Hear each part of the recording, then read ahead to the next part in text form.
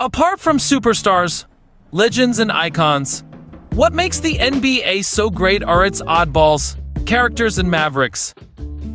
The NBA is a personality-driven league, and how some of its members show their personality is through their footwear choices. Over the last 2 decades, we've seen a handful of the league's most notable characters take the court in some truly strange kicks that range from high-fashion high tops to high-heat collabs and running shoes with little to no lateral support. With the 2022 playoffs set to start in full this upcoming weekend after the play-in tournament concludes, we thought it would be a fine time to take a look back and pick 10 of the strangest sneakers to ever hit the NBA hardwood. Gilbert Arenas is one of the greatest oddballs in NBA history, and that quirkiness extended to his footwear choices, which you'll see on this list more than once. Though most Hoops fans know Agent Zero for his signature Adidas line, which actually introduced low-top sneakers into the Hoop lexicon 3 years before Kobe Bryant made him truly famous, Arenas has brought all kinds of wacky kicks to the hardwood. Rumor has it that he loved playing in Air Max S when he was in high school. Later in life, he performed most of the physical tests at the 2001 NBA draft combined in a pair of Chuck Taylor All-Stars. His strange footwear choices continued after he established himself in the league, as he wore Reebok running shoes during one game, and, on more than one occasion, took to the court in Nike's classic Air Max Plus Hyper Blue. We love a good TN, of course, but tuned air technology is for pounding the pavement in, not driving up the NBA court. Arenas always marched to the beat of his own drum though, and managed to play at a, well, plus level in his Air Max Plus. If you thought wearing an Air Max Plus on the court was off the rails, you probably think hooping in a Dolce and Gabbana sneaker is totally mental. Well, besides Agent Zero, Gilbert Arenas has another nickname.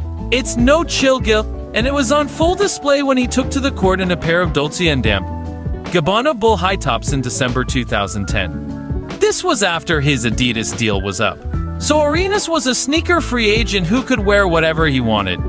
Leading up to the game, he'd also rocked everything from Jordan CMFT Maxes to the Nike Air Diamond Turf.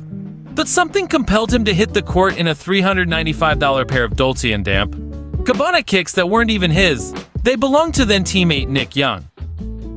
Nick Young came to the locker room with the Dolce and Gabbana sneakers on, Arenas told The Jump. They matched the jersey. So, I just put them on. Young didn't even know what Arenas was doing, and was reportedly shocked to see his teammate wearing his shoes during warm-up shoot-around. But he didn't object, and No Chill Gil put up 23 points in a losing effort.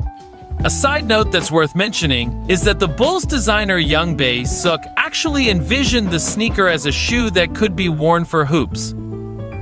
Basketball players usually prefer lace it, he said. But even though I used Velcro, I made sure the shoe was sturdy. Nate Robinson may be diminutive in stature, but he certainly wasn't in his on-court style. From the late 2000 to the mid-2010, Nate the Great sported all kinds of crazy LeBrons and Air Jordans.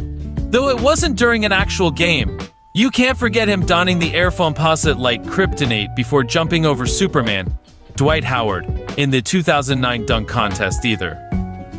However, Robinson's finest on-court footwear moment came in 2013, when he sported the Nike Air Yeezy 2 Solar as a member of the Chicago Bulls. One of the earliest on-court Air Yeezy 2 sightings, the Solar worked surprisingly well with the Bulls' red uniforms. But Nate switched into the Air Jordan 12 after only a quarter, and the Bulls lost to the Spurs 1-on-1 at 83.